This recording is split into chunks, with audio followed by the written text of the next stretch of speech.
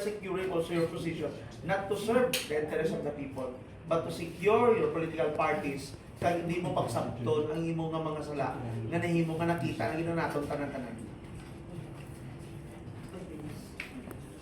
Ako pamagkutun niya, yung early niya na announcement, declaration, pati siya dawilihis mo, diversion niya sa totoo issue.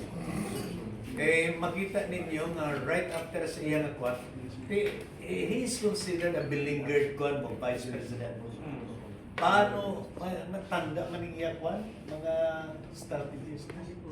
Paano nila ipare, paano nila ilihis, agon hindi siya mapunuran, nag-declare na lang sila sa kwan, sa naghimo sila sa early declaration sa presidential candidacy. Man, ini siya tanan, hindi tatanin padala sinimo. Sige, announce ka lang na, tudok announce, mga presidente ka. Pero pabilin kami sa strago namon, manabat ka.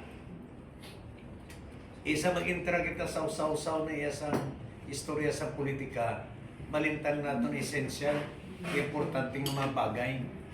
Nablang habuyan kita iya sa paon, dito naman kita rin magtukob-tukob, nalihis ang ato niya importante nga struggle.